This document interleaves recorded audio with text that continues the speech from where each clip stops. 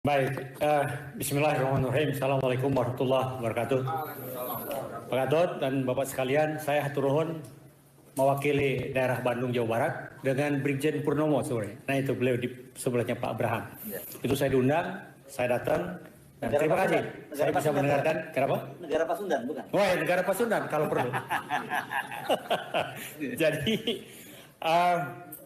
begini, saya sampaikan bahwa di Bandung itu kita membentuk namanya FKP2B, Forum Komunikasi Patriot Peduli Bangsa. Dan kita selalu berdiskusi tentang masalah situasi kebangsaan yang sangat memprihatinkan gitu, dari semua aspek kehidupan berbangsa dan bernegara.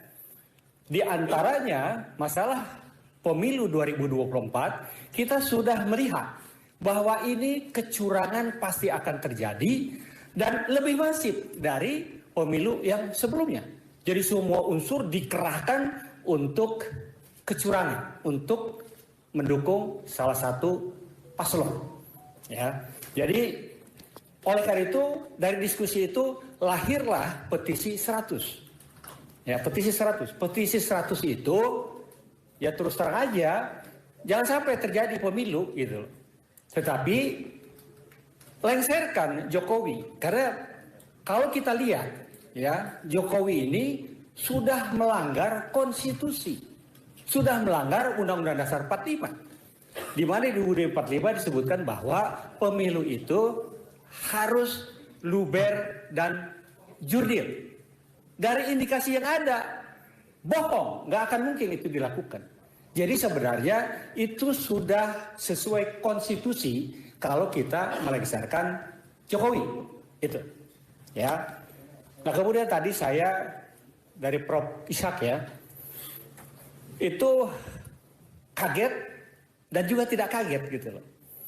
Kagetnya itu ternyata itu disintegrasi bangsa. Kalau seandainya pemilih ini tidak demokratis, tidak jurdil, tidak luber, itu 90, sekian persen itu disintegrasi bangsa. Dan 80, sekian persen ya, di atas 80% itu adalah merdeka, memisahkan diri. Nah kalau saya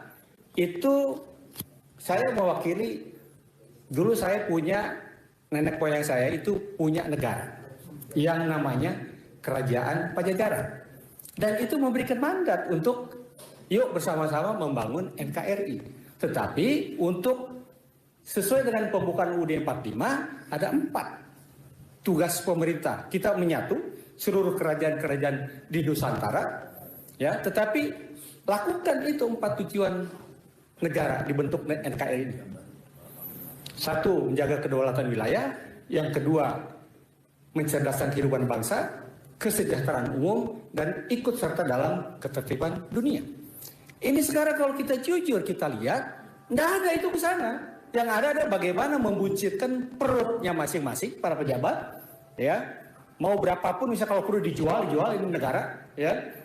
Yang penting perut pejabat ini kenyang dan kroninya rakyat sabodote. Saya perih melihat bangsa pribumi itu hidup dari tong sampah satu ke tong sampah yang lain. Padahal katanya itu sumber daya alam kita itu nomor 11 terkaya di dunia. Tapi apa yang dirasakan oleh rakyat? Ya, saya istilahnya sabodoting, saya ngomong apa adanya, ya, apa adanya. Yang kita rasakan, karena sekarang saya sudah jadi rakyat itu. Saya memang dulu tentara, ya. Dan saya tahu, saya terakhir saya Sesmenko Polhukam. Ya, saya tahu bagaimana situasi pemerintahan yang sebenarnya. Jadi perih hati saya melihat bagaimana kehidupan bangsa pribumi semakin sulit, ya. Nah, oleh karena itu saya bilang tadi kaget dan tidak kaget. Kalau seandainya Pak Ishak datang ke wilayah Bumi Siliwangi, coba survei, mungkin sama Pak gitu, mungkin sama gitu. Kita udah muak gitu. Bagaimana tidak ada perhatian pemerintah kepada rakyat yang semakin sulit untuk hidup aja sulit. Ya. Saya di depan saya itu ada tong sampah. Setiap hari saya melihat bagaimana udah dia bawa anak, bawa karung untuk naruh sampah plastik. Innalillahi. Ya. Saya kadang-kadang nangis. Apakah seperti ini?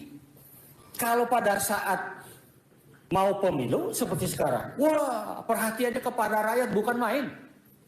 Ya. Wah, kasih sembako, kasih duit. Ya. Kalau saya sih terima duitnya, tapi untuk milih kumahai, ya kan? Mana pemimpin yang perhatian kepada rakyat, yang memperlakukan rakyat seperti anak sendiri, itu yang dipilih. Jadi sebenarnya Pak, kalau bisa ya FKP 2B petisi 100, nggak usah ada pemilu. Ya, leserkan si Jokowi. Nah, kita ada 2 kejadian yang menyelamatkan NKRI. Satu adalah pada saat 10 November, ya, ada perintah jihad fi sabilillah sehingga NKRI selamat. Yang kedua adalah 65, di mana rakyat dengan TNI bersatu untuk melawan pemerintah jungkel sehingga bisa kita bangkit. Nah, terakhir ya. Jadi saya sebenarnya kalau seandainya kita tidak bisa melaksanakan sesuai peraturan perundang-undangan yang ada, ya, saya sebagai dulu perwakilan nenek moyang saya yang menyerahkan mandat, saya akan tarik kembali mandat itu. Ya, biar aja saya buat negara pasukan yang dibilang Pak Hesweno, ya kan? Daripada ini acak-adul, nggak beres gitu. Ya, rakyat sengsara. Yang senang, yang happy itu adalah para pejabat negara. Ya.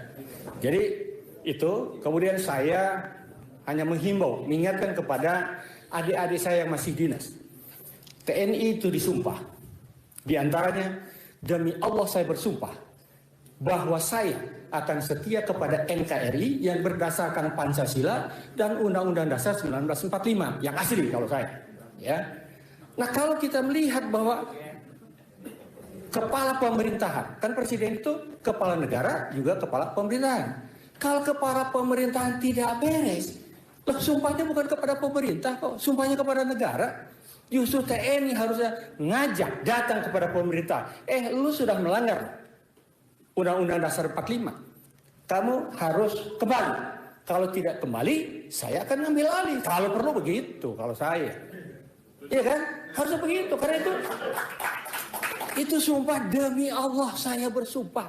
Makanya saya walaupun sudah purnawirawan, tetap begitu saya lihat situasi bangsa dan negara ini tidak beres, Undang-Undang Dasar 45 dirubah, Pancasila mau diutak-atik, mau dirubah, ya. Kan kita tahu beberapa waktu yang lalu, Pancasila mau dirubah versinya menjadi Pancasila 1 Juni 1945. Yang benar aja gitu ya.